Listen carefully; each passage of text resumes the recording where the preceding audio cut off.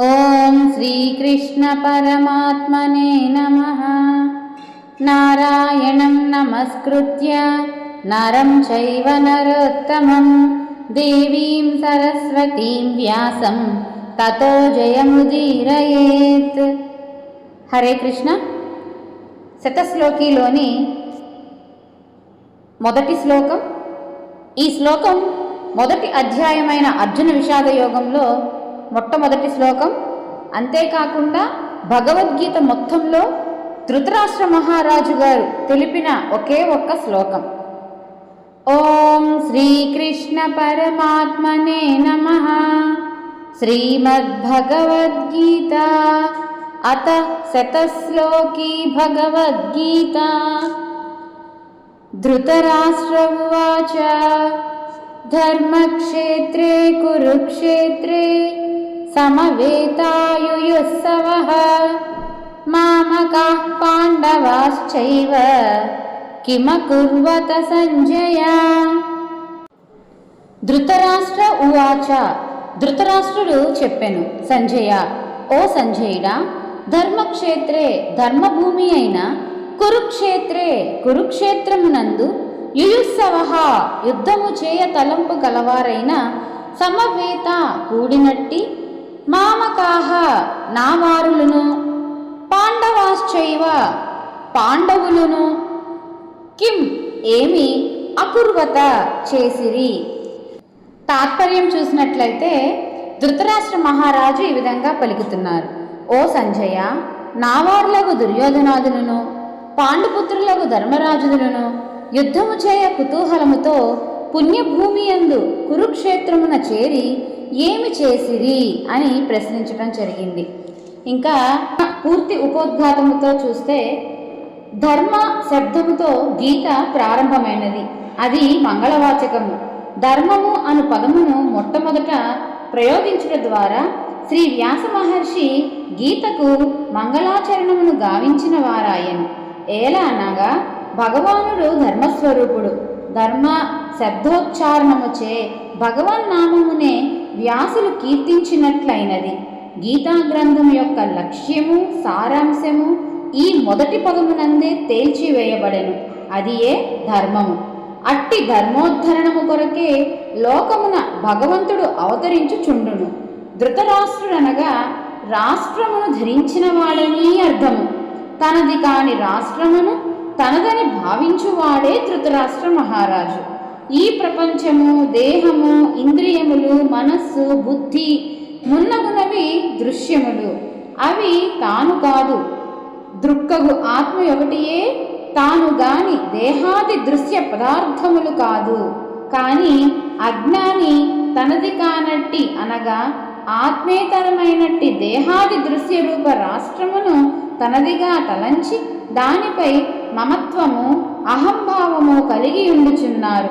కనుకనే అతడు ధృతరాష్ట్రుడు అయినారు. అజ్ఞాన భావముతో కూడి ఉండు వారందరూ ధృతరాష్ట్రులే ఎగుదురు. గీతా జ్ఞాన శ్రవణముచే అట్టి అజ్ఞాన రూప అంధత్వమును రూపుమాపుకొంటకు ప్రతివాని యొక్క కర్తవ్యం అయి ఉన్నది. ఇంకా ఇక్కడ కురుక్షేత్రం అనే పదం చూసుకుంటే ఇది చాలా గొప్ప పుణ్యక్షేత్రము. పంజాబ్ రాష్ట్రమున అంబాలా అను పట్టణమునకు దక్షిణముగా, ఢిల్లీ పట్టణమునకు ఉత్తరముగాను ఇది వెలియుచున్నది. మహాభారత మందలి వన పర్వమున 83వ అధ్యాయం నందును, శల్వ పర్వమున 53వ అధ్యాయం నందును ఈ కురుక్షేత్రం యొక్క మహిమను గురించి లెస్సగా తెలుపబడి ఉన్నది. పూర్వము బ్రహ్మదేవుడు, ఇంద్రుడు, అగ్ని మున్నగు వారు అచ్చోట తపంబు చేసి ఉండిరి. కౌరవులకు పాండవులకు మూల పురుషుడైన కురుమహారాజును ఆ స్థలమున పెక్కు ధర్మములు ఆచరించి ఉండెను. ఒకానొక సమయమున కురు భూపాలడ ప్రదేశములో ఉండుటచే దానిని కురుక్షేత్రము అని పేరు వచ్చినది. ఆ కురుక్షేత్రమునందెవరు తపస్సు చేయుదురో లేక మృతి చెందుదురో వారు ఉత్తమ లోకములకు వెళ్ళుదరని ఇంద్రుడు కురునకు వరమిచ్చెను. పూర్వము పరశురాముడను అచ్చోటనే పితృతర్పణము గావించి ఉండెను. ఎందరో మహనీయులు ఆ స్థలమున పెక్కు ధర్మకార్యములు ఆచరించి ఉండిరి. కాబట్టి ఆ ధర్మక్షేత్రము అని కురుక్షేత్రాన్ని పేర్కొనబడెను. అట్టి ధర్మక్షేత్రమున ప్రవేశించుట వలన ఆ ప్రభావముచే తన తనయులగు దుర్యోధనాదుల చిత్తమున దయాది సద్గుణములు ఉదయించి గాని ధర్మరాజాదుల యందలి సహజ అహింసాది సద్గుణములను పెళ్ళుబికి గాని యుద్ధ విరమణను గూర్చిన సంకల్పము ఏమైనా వారి యందు ఉదయించిందేమో ఎను శంకనే ధృతరాష్ట్ర మహారాజు యుద్ధమున వారేమి చేసిరి అని ప్రశ్నించి ఉండవచ్చును. ఇక్కడ మామకాహ అనే మాటకు నా వారు అని కౌరవులను గూర్చి ప్రత్యేకించి చెప్పుట వలన ఆత్మీయులేయగు పాండవుల ఎడల ధృతరాష్ట్రునకు ఒక ఇంత పక్షపాత బుద్ధి కలదని వ్యక్తమగుచున్నది.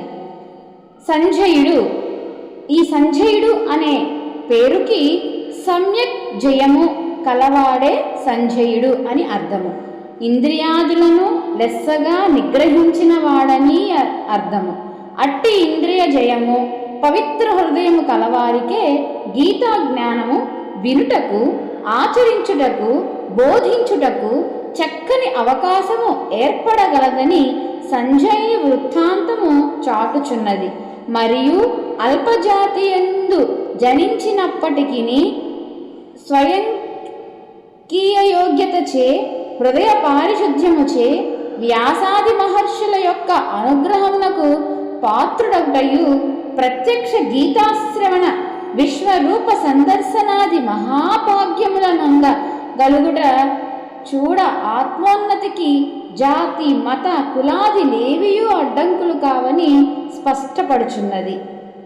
దుర్యోధనుని జయమును గురించి తెలుసుకొనగోరి ధృతరాష్ట్రుడు అడిగిన ధర్మక్షేత్రే కురుక్షేత్రే కిమ కుర్వత సంజయ అను గీత యొక్క ప్రథమ శ్లోక రూప ప్రశ్నకు సంజయుడు ఎత్ర యోగీశ్వర కృష్ణో ధ్రువానీతిర్మతిర్మమ ఎచట శ్రీకృష్ణ పరమాత్ముడు అర్జునుడు ఉందురో అచట విజయము తథ్యము అను గీత యొక్క చివరి శ్లోకమున ప్రత్యుత్తరముగా చెప్పదలంచిన వాడై తద్భావమును పోషించుట కొరకు అవాంతర వృత్తాంతమును దృష్ట్వాదు పాండవానీకం మున్నగు శ్లోకముల ద్వారా నుడువ ప్రారంభించెను. జై శ్రీకృష్ణ పరమాత్మనికి జై. హరే కృష్ణ. శతశ్లోకేన పండితాః.